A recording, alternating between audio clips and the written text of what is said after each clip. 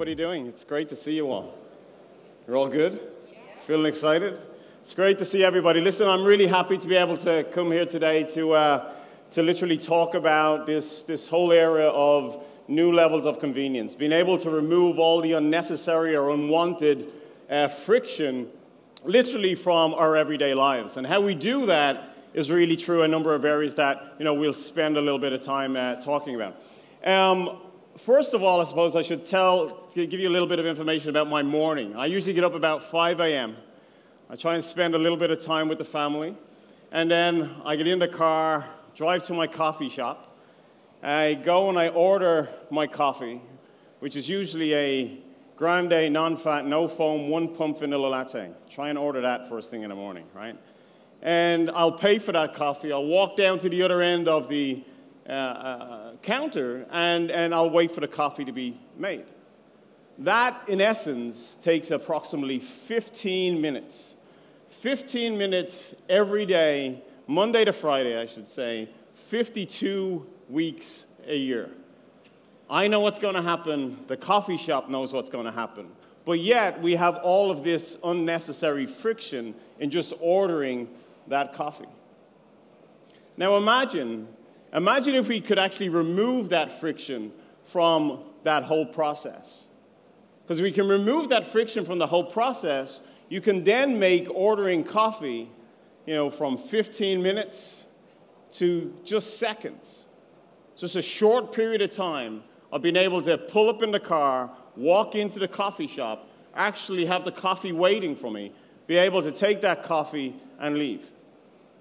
That's where all of our retail is going, but it's not just retail, that's across all of our industries, are looking at how do we take that level of friction out of what we do on a daily basis and being able to ensure that we deliver the right level of convenience to the customer, that we can deliver new levels of convenience to all of our customers, to ensure that our loyal customers today stay our loyal customers today. Because if we don't do it, our loyal customers today become our former customers tomorrow. Now, a question that you're going to have to ask yourself is, what does it take to do this? We believe there are 3 areas you've got to focus on. One is finding the patterns in data. I think every session seems to be talking about big data, so I thought I might pile on and talk a little bit about it as well. 2 is make technology invisible and really make the technology, or take the technology out of our customers' way. And then 3 is this universal network that I believe we will all have to connect to in order to be able to truly satisfy the needs of the customer. A question for you guys is, are you defining this or are you waiting? If you're waiting for this to happen, in 5 years then, the question will be, will you still be here? Think about how many bookstores were waiting for something to happen. How many video stores were waiting for something to happen. And they didn't provide the new levels of convenience. And as such, a lot of those are quite extinct now. So what we're going to talk about, first of all, is the patterns in data. As all of you are aware, there are 4 zettabytes of data on the planet today. That's 4 trillion gigabytes of data. 90% of that data has been generated in the last 2 years. The vast majority of that data is basically connected to an IP address. My wearable generates data, my phone generates data, my car generates data. When they communicate to each other, they generate more data. When they talk to your devices, they generate more data. Every plane that takes off, lands, every car that goes, all generates all of this data. So 4 zettabytes of data today. By 2020, there will be 44 zettabytes of data. So for anyone that counts in DVDs, that's approximately 1.1 trillion DVDs. If anybody has been in the Library of Congress in Washington, that is 1 million printed copies of the entire Library of Congress. It's a lot of data. The thing is, it's not just about how much data it is, but what can you do with that data? It's really understanding the patterns in the data. If I go back to the coffee shop, Monday to Friday, I go to the same coffee shop at the same time to order my coffee. There's a pattern there. If you think about what our car insurance companies are doing. A number of them are looking at putting devices inside your car so that it can personalize a premium for you. They can understand the patterns of your driving. Do you take off too fast? Do you stop too fast? Do you wear a seatbelt or not? And based on your pattern, they want to be able to give you a premium that's tied to you, a personalized premium. If you're a good driver, you get a better premium. So there's value in doing it. The question is how should we do it? And what do we have to do about it? In Dell, we've built our social media listening capabilities that really allow us to understand our customers and the customer needs no matter where they are. When they're talking about or wanting help, let's say on Twitter, or whether they just want to go to Dell.com or they call someone, we are able to monitor and understand exactly what their needs are and then be able to answer their needs as quickly as possible. What we've seen by doing that, we shifted the demoter to promoter of these customers by about 34%. We're able to address or reach 46% more customers without actually needing another team member to add to the team. By delivering that level of convenience, we're able to see that we got a 99% customer sat. So again, by answering or understanding the data, by able to talking to wherever the customer is, we can actually drive the right capabilities and the right levels. But we haven't just done this for Dell. For example, with Staples, Staples gets approximately 150,000 social media hits a month. They use the Dell social media listening to be able to understand the data that's in there and to be able to talk to their customers, to be able to remove all of the data that's unwanted or unneeded so they can actually address the needs of the customer. They have to think of things like, is the customer saying, hey, I want a staple, I'm looking for the Staples Center, or there's something within the Staples brand. And being able to generate all of that information, capture whatever they want, and then be able to answer it and answer their customers. Again, they've seen some great feedback from their customers.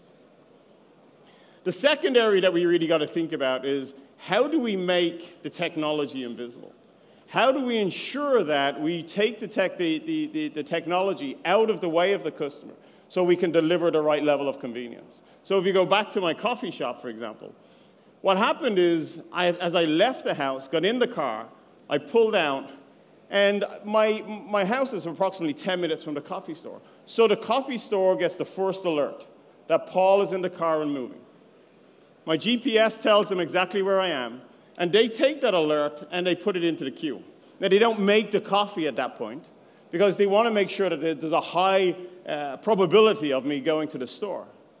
So they take it, they wait for a second alert, and the second alert is when I'm about 5 minutes out. At 5 minutes out, then they start to make the coffee. The benefit for me is that when I get there, the coffee is hot. As soon as I get to the store, what actually happens is that I walk in, my mobile device, basically a geo-fenced, just lets them know I'm there. For my digital wallet, they're able to credit or debit for the actual coffee. I can pick up the coffee and go.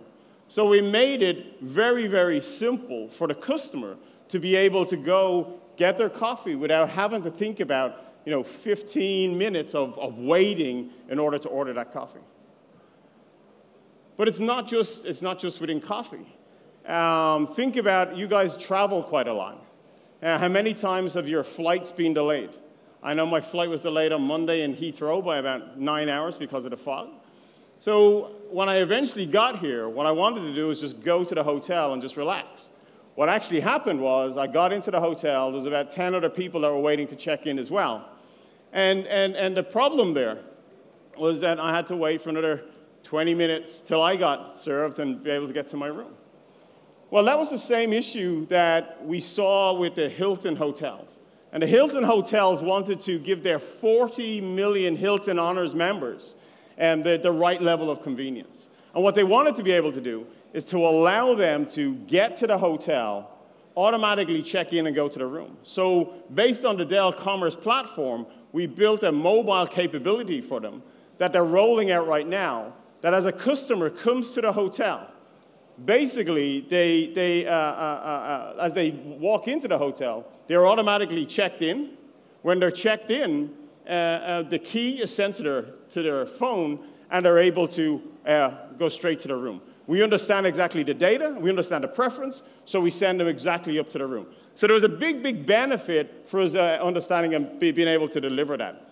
We did the same thing with Intel around the vPro, or the vPro chipset, that allows us to ensure that we drive the right kind of capability right into our customers as well. So if you think about the WiDi in there and setting up meetings, being able to allow people to set up meetings extremely quickly and not have to think about connecting to projectors, et cetera, was an area that we kind of worked in Intel, and that has been a big area for us.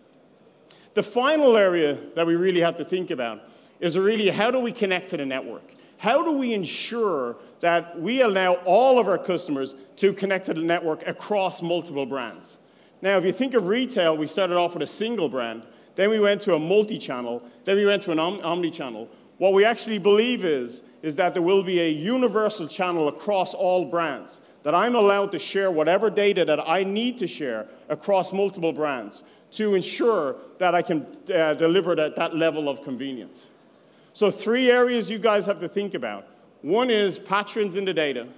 2 is removing the technology from being an impediment to the customer. And 3 is to really think about how do we connect across all of this network. The question that you'll always have is that are you defining this or are you waiting? Thank you very much. Appreciate it.